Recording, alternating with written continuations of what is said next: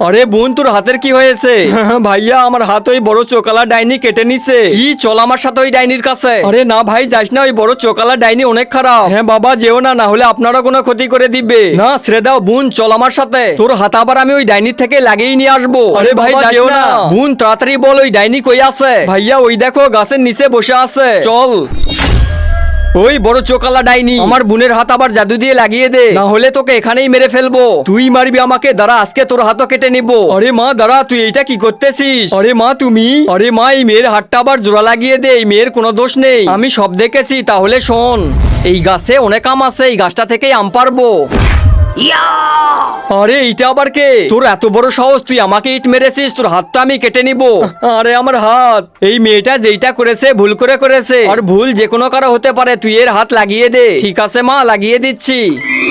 আপনাকে অনেক অনেক ধন্যবাদ।